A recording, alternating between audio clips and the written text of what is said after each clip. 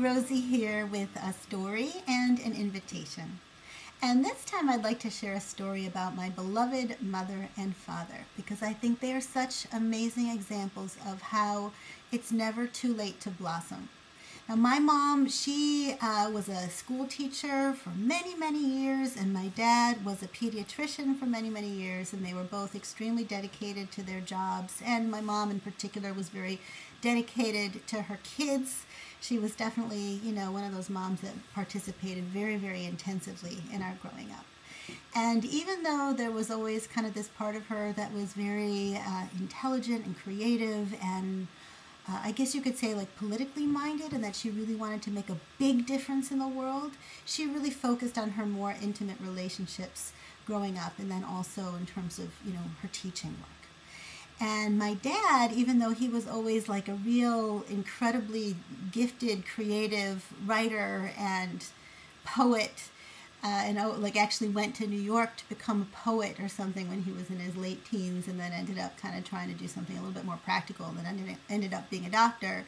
He spent his whole life really dedicated to taking care of kids in his practice and finding ways to kind of make that experience of being a more traditional or conventional doctor into something a little bit creative and fun for him. But anyway, now they're both retired. And I just want to give them so much credit because each of them in their own way have gone back to projects and dreams and visions that they had from a really long time ago and taken them back out of the closet and given them some of their attention. And so my mother, who has been kind of like this closet philosopher, has been very active. She's been a real activist her whole life, but really wanted to dig deep and do some writing. She wrote kind of like not just her memoir, but her philosophy of life.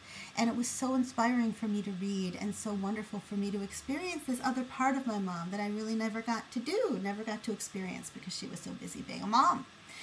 And then my dad, similarly, I think he was 78 years old. He took this play, this musical that he'd been working on maybe 20 years ago, and he took it out of the closet and he just went for it. He took a class, he got a lot of help, a lot of feedback, and next thing we knew, he actually had a live reading in front of 100 people with 11 actors and singers singing his songs and just kind of making it come to life. And I guess I just want to say that, first I honor my parents so much for their dedication and the incredible responsibility that they took to raise two daughters and give us all kinds of experiences and opportunities that we could ever want.